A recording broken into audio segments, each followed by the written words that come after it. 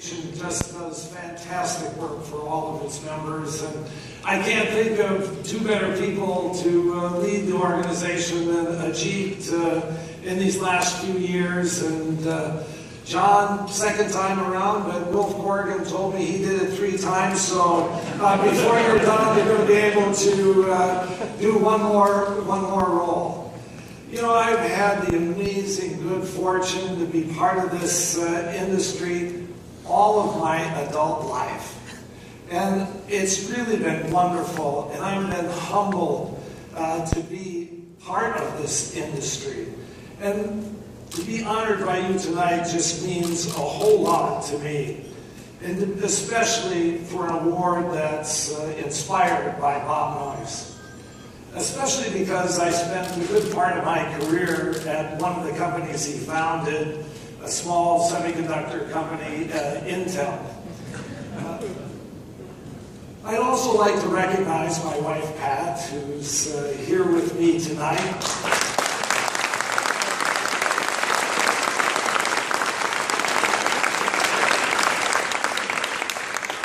She's been an amazing, amazing partner, and to my family, and all of my friends who gave up, I guess, the Stanford game tonight to be able to come here and join me. You know, when I was growing up, and Ajit said this, I made my first transistor at age 18 in my freshman year in college. That was in the days when you could actually make a transistor by yourself. But growing up, my father had a TV store, and we worked on electronics, and he really introduced me to electronics. And well, most families in their homes have play areas for their kids. We had a radio room. And the radio room was replete with soldering irons and testers and lots of vacuum tubes. And the way I would spend time with my father was to build things, build amplifiers and radios, and we would fix TVs. So by the time I got to go to college, I knew I wanted to be an electrical engineer. Later, in the fall of 1974, with a couple of double E degrees in hand from the University of Wisconsin, where I met Sanjeev Chitra. Thank you, Sanjeev, for your comments earlier. I came out to California, drove to California in the fall of '74, and I came to the most exciting spot in electronics, Anaheim, California. I joined Rockwell's Electronics Research Center. That's where it was located, and it was obvious for a Midwest kid like myself to join Rockwell, and because it was close to the beach, it made perfect sense. You know, 40 years have passed. It's hard to believe it, but I'm still excited to be part of this industry, because this is the greatest industry on earth. The transistors are the miracle of the modern age, and I still like thinking about what those next generation of transistors are going to be like. The inventions are going to be incredible. And we've made incredible advances in transistors over the years. We've taken the channel length, as somebody said, Roger said, 10 microns. Actually, in those days, we measured in mils, but we hadn't got to the metric system yet. Actually, bigger than 10 microns. Down to a few nanometers, and we've reduced the cost to make a transistor by 20 million times. And I do believe that qualifies us for being the most productive industry in the history of the world.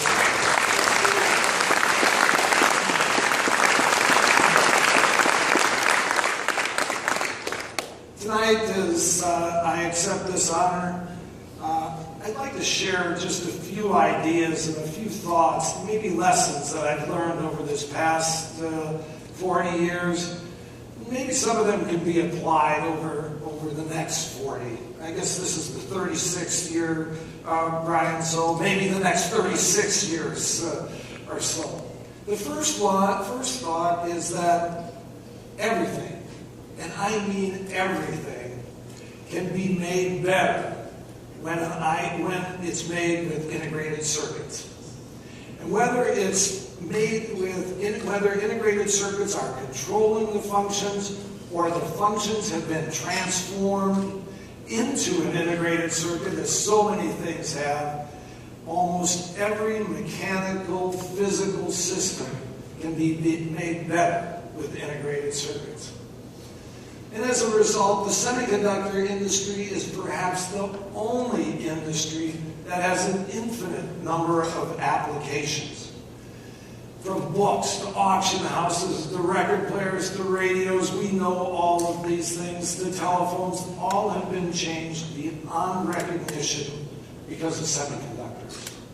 And over the decades, semiconductors have enabled a huge amount of people, billions of people, to have wonderful devices in their hands that have changed their lives, brought the power of information, and allowed them to live lives that they perhaps never thought they would live before.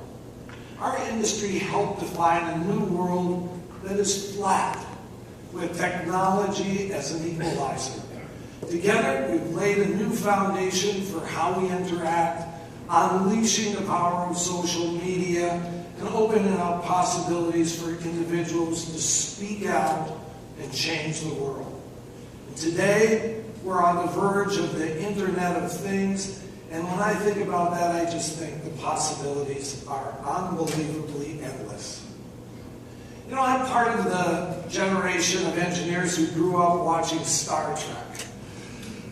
They had a communicator, voice activation, and many other space stations. These devices of science fiction. And as we've gone through my career, we've turned these science fiction ideas really into science fact. Now we're still missing the tricorder and the transporter.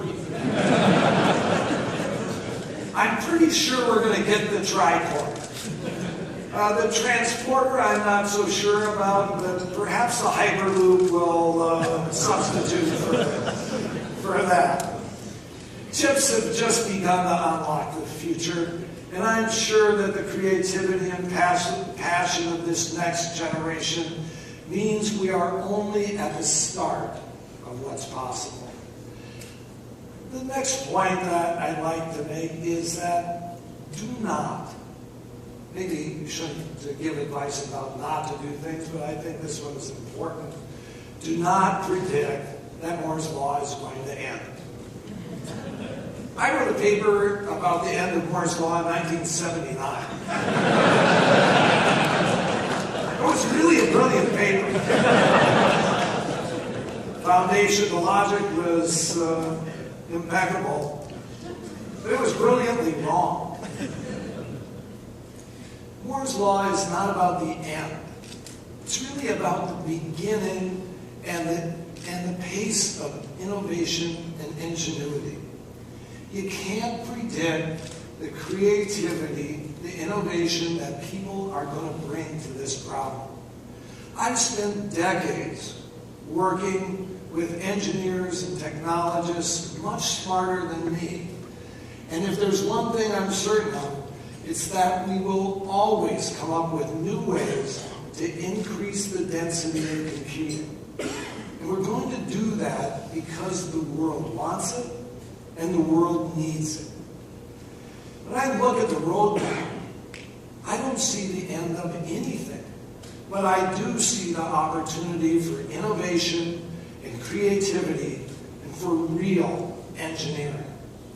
If you think linearly, then yes, we're going to reach the physical limits of transistors in the next 10 or 15 years. Fortunately for all of us in this room, there are thousands and thousands of engineers with amazing ideas about new novel materials and novel structures that they're going to bring that creativity to play and keep Moore's Law going. You just look at vertical NAND and FinFETs, and I have to believe this is just the beginning. Creativity and new thinking are what's going to keep the observation that Gordon had so many years ago going long into the future. My final point, and this is something I say to young engineers, is you must be willing to take risks. The future, what's going to happen in the future, is not going to come to those who play it safe. Change is ahead, and as I think about the successes in my career, it's when I spoke up, when I pushed the envelope, and when I was willing to take a risk. Each year, we build on the legacy of those who have gone before us. The giants who made this industry great and changed the world. So, don't be afraid. You're going to fail anyway. And that's just what engineers do before creating something fantastic. Today we hear people argue that there's not the same opportunities as there were in the past, and perhaps, gee, where are my children going to find jobs? Now, I agree that the successful models for economics and industry that occurred in the last century are really not the path forward. The path forward is going to be characterized by innovations that reimagine business and transportation and healthcare and education. And as I think about that, the people, the countries, the companies that are best at quantifying and taking these risks are the ones that will have the most success and prosper. I have a message for our next great engineers. If you're not embracing your own opportunities with a global entrepreneurial spirit, don't expect anyone to do it for you. Today, there are more opportunities, larger markets, and lower barriers to success for more people than at any time in history. And it's just another thing that gets me so excited about the future. So, I thank you for this honor tonight. As a lifelong chip guy, this means a great deal to me. And I think my dad would believe that all that tinkering was put to good use. So remember, we are the industry of possibilities and promise. We have all the tools we need. And if we just add a little creativity and courage, we can create a much brighter future. So, as Bob Noyce said, and I think he had it right, go off and do something wonderful. Thank you and good night.